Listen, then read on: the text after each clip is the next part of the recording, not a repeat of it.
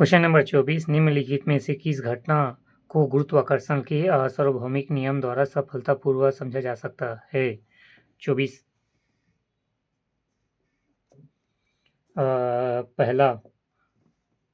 पहला वह बल जो हमने पृथ्वी से बांधा है। दूसरा, सूर्य के चारों ओर ग्रहों की गति। फिर तीसरा, ज्वार चंद्रमा और सूर्य के किरण अत्यधिक भारी वस्तु के लिए। ये गलत है। क्वेश्चन नंबर 24 निम्नलिखित में से किस घटना को गुरुत्वाकर्षण के सार्वभौमिक नियम द्वारा सफलतापूर्वक समझा जा सकता है। पहला, वह बल जो हमें पृथ्वी से बांधता है। दूसरा, सूर्य के चारों ओर ग्रहों की गति। तीसरा, ज्वार चंद्रमा सूर्य के कारण। व्याख्या, गुरुत्वाकर्षण का सार्वभौमिक नियम ब्रह्मांड में हर दो वस्तु एक दूसरे को आकर्षित करती है। यह आकर्षण बल उनके द्रव्यमानों के गुणनफल के समानुपाती होता है तथा उनके बीच दूरी के वर्ग एवं विकर्णानुपाती होता है। उदाहरण के लिए, पहला वह बल जो हम पृथ्वी से बांधता है। दूसरा, सूर्य के चारों ओर ग्रहों की गति। तीसरा, ज्वार चंद्रमा और सूर्य के कारण।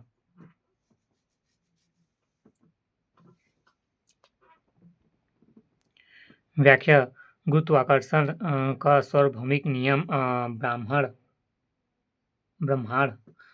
ब्रह्मांड में हर दो वस्तु एक दूसरे को आकर्षित करती है। यह आकर्षण बल उनके द्रव्यमानों के गुणनफल के समानुपाती होता है तथा उनके बीच दूरी के वर्ग के विकर्णानुपाती होता है। उदाहरण के लिए, पहला वह बल जो हमें पृथ्वी से बांधता है। दूसरा, सूर्य के चारों ओर ग्रहों की गति। तीसरा, ज्वार चंद्रमा और सूर्य के कारण।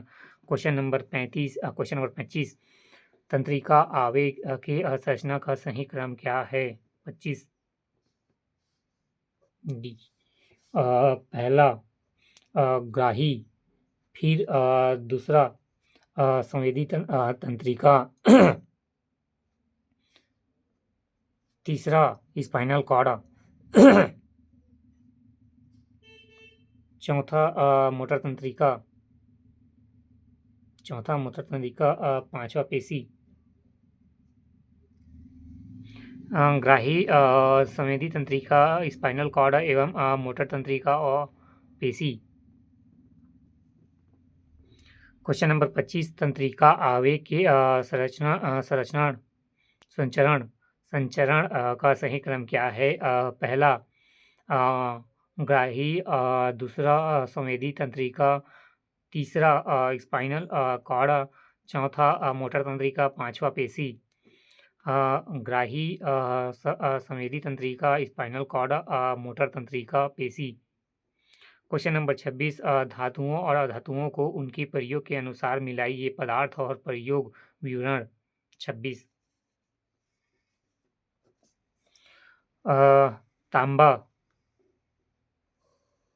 तांबा विद्युत तारों में उपयोग। फिर पोटेशियम जल में तीव्र प्रतिक्रिया करता है। पोटेशियम। फिर सल्फर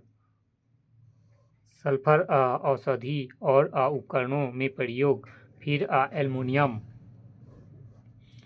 विमान निर्माण में उपयोग।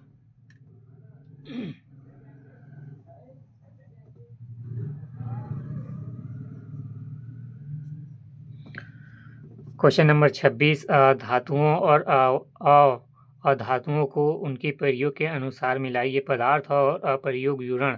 तांबा विद्युत तारों में उपयोग। पोटेशियम जल में तीव्र प्रक्रिया करता है। सल्फर औषधियों और उर्वरकों में प्रयोग। फिर एल्युमिनियम विमान निर्माण में उपयोग। क्वेश्चन नंबर 27 नीचे दिए गए कथन और कारण के लिए सही विकल्प चुनिए। कथन ए, दर्पण सूत्र को समतल दर्पण पर लागू किया जा सकता है। कारण आर, समतल दर्पण अंतः फोकस दूरी का एक गोलाकार दर्पण है। 27 ए एस और आर दोनों सत्य है। आर ए एस का स्पष्टीकरण है। क्वेश्चन नंबर 27 कथन कथन दर्पण सूत्र को समतल दर्पण पर लागू किया जा सकता है। कारण समतल दर्पण अंतः फोकस दूरी का एक गोलाकार दर्पण है।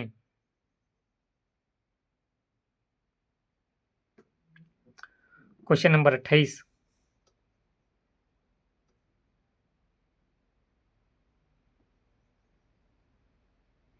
बी और डी दोनों सही हैं। बी और डी दोनों सही हैं।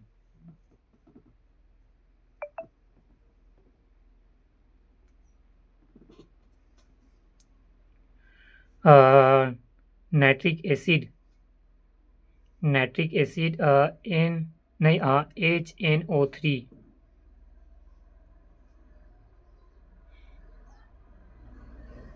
सोडियम कार्बोनेट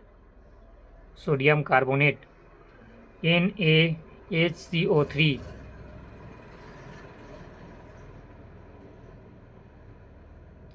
फिर पोटेशियम नाइट्रेट KNO3 फिर glucose C6H12O6।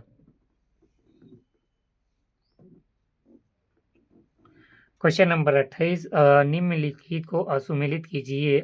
Nitrate acid NHO3 फिर सोडियम कार्बोनेट NaHCO3 फिर पोटेशियम नाइट्रेट KNO3 फिर ग्लूकोज C6H12O6। क्वेश्चन नंबर 29 किसी तत्व की परमाणु संख्या निम्नलिखित की संख्या को दर्शाती है। 29 बी प्रोटॉन को।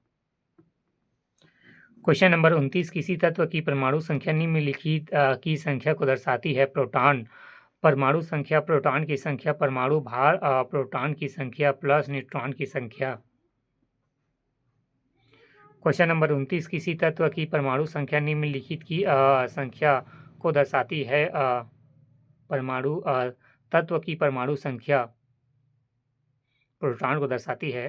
परमाणु संख्या प्रोटॉन की संख्या परमाणु भार प्रोटॉन की संख्या प्लस न्यूट्रॉन की संख्या। क्वेश्चन नंबर 30 एक छात्र को निम्नलिखित कुछ कथन लिखे हैं। 30 इसमें है P एक उत्तल लेंस किसी वस्तु का वास्तविक और अत्यधिक लघु प्रतिबिंब बनाता है जब वस्तु अनंत पर हो। और R एक अवतल दर्पण वस्तु को केंद्र पर रखने पर वास्तविक उल्टा एवं समान आकार का प्रतिबिंब बनाता है। Q एक अवतल लेंस अंतः से शून्य के बीच रखी वस्तु का वास्तविक और लघु प्रतिबिंब बनाता है। गलत। एक उत्तल दर्पण सभी स्थितियों में वस्तु की आभासी और आवर्धित प्रतिबिंब बनाता है। गलत।